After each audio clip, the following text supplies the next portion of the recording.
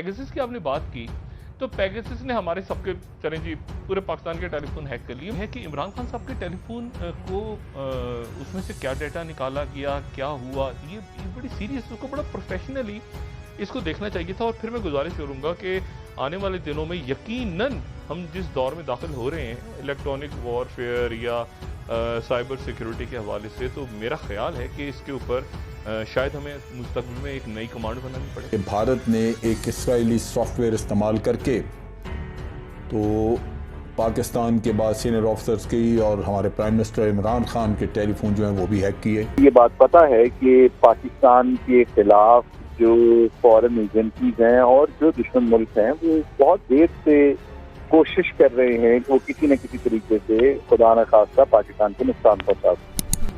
लेकिन अनफॉर्चुनेटली 2008 से लेकर 2013 और 2013 से 2018 दो ऐसी हुकूमतें थीं जिनके अंदर आपको मेमोगेट भी नजर आएगा और डॉन लीक भी नजर आएगा। और जब आप देखें इसका पेगासस का अगर वो इन्फेक्शन हुई है, इन्फेक्ट हुआ टेलीफोन, तो उसके कुछ ट्रेसेस वहाँ पे मिल जाते हैं। वरना ये जब इस्तेमाल वो कर लेते हैं, डेटा आपका ले लेते हैं, तो ये भी साथ ही जो पेगासस का सिस्टम है वो भी वहाँ से गुम हो जाता है, गायब हो जाता है, जिसका बाद में पता नहीं चलता। ये जो पेगासस प्रोग्राम है ये इजराइल की एक कंपनी है NSO ग्रुप, साइबर एस्पियोनेज, उन्होंने ये बनाया और वो आगे बेचते हैं।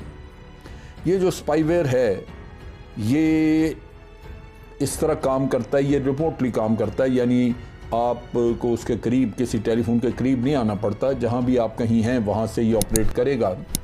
और आप जो अपना टेलीफोन नंबर जिसको आप टारगेट करना चाहते हैं उस पे आप एक लिंक भेजते हैं, जिसे हम कहते हैं ट्रैप करने वाला, एक ऐसा लिंक जो कि ट्रैप करता है दूसरी साइट को।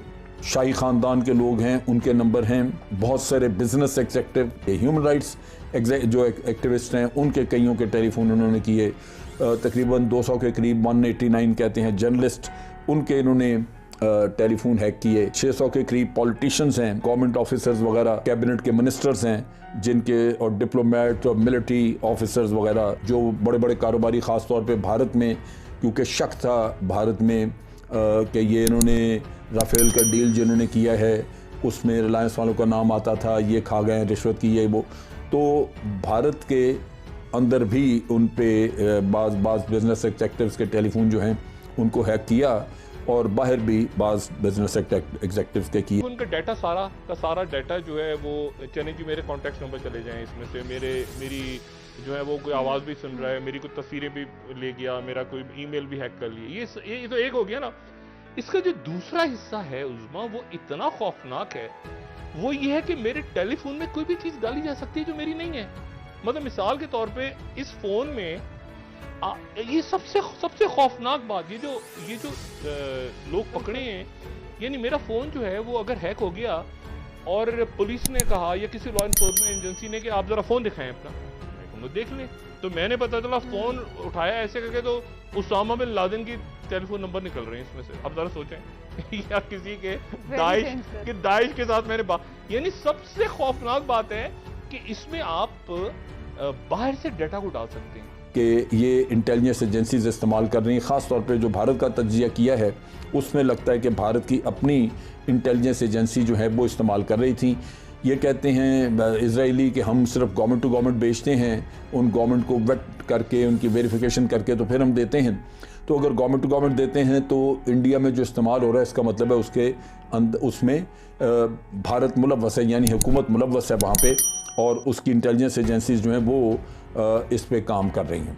और इसमें ख़ास तौर पे जिसमें भारत को कंसर्न था, जहाँ ज़्यादा थोड़ा पॉलिटिकल इशू बना, वहाँ तो ये है कि जो राहुल गांधी है उसका टेलीफोन और उसके एक और जो दोस्त साथी थे उनका टेलीफोन किया है, एक इलेक्शन कमीशन के ऑफिसर का किया है। इजराइल की कंपनी जो NSO जो ये बनाती है वो तो बिल्कुल कहते हैं जी हमने इस काम के लिए नहीं, हम तो दिया है टेररिस्ट के बारे में पता करने के लिए कि उनके टेलीफोन हैक हों, या और इस तरह जो सेक्सुअल क्राइम्स होते हैं या डाके पड़ते हैं तो आपको, यानी दूसरे लफ्ज़ों में उनका कहने का मकसद है कि हमने हुकूमतों को बेचें, लेकिन हुकूमतों की मदद के लिए कि वो जराइम कंट्रोल कर सकें।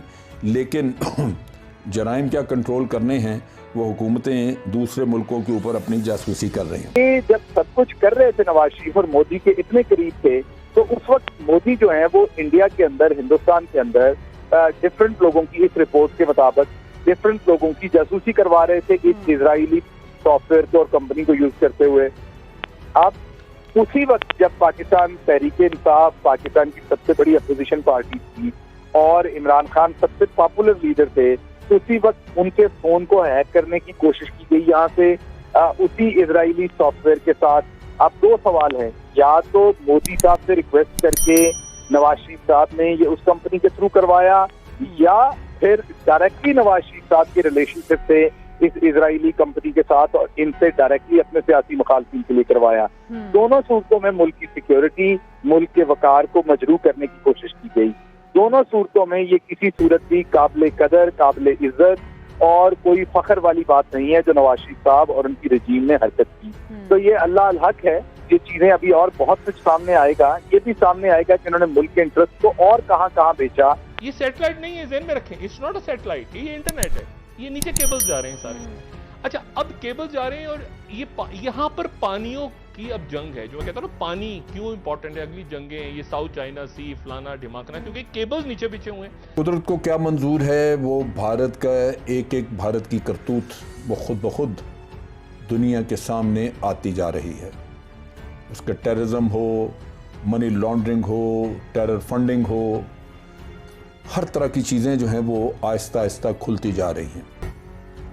और अगर पाकिस्तान कोशिश करे, मेहनत करे, तो दुनिया को भारत का असल चेहरा भी दिखाया जा सकता है। खंबा नोचे होगी, ये आप जवाब नहीं देंगे, ये इस बात को टालेंगे, ये आप कोई और बात शुरू करेंगे। मैं तो ये कहूंगा कि पाकिस्तान के जो सिक्योरिटी के इदारे हैं, पाकिस्तान के अंदर जो सिस्टम्स है, उनको फौरी इन्वेस्टिगेट करना चाहिए और जो जो इसके अंदर मुलव्वस है उनके ऊपर आर्टिकल 6 का मुकदमा बनना चाहिए, क्योंकि ये ना सिर्फ मुल्क की वकार की ब्रीच है बल्कि मुल्क की सिक्योरिटी की भी ब्रीच है। और PMLN, नवाज शरीफ, मोदी गठजोड़ इसमें बड़ा वाजे है। सर, आप लोग खुद क्या कर रहे हैं इस सिलसिले में?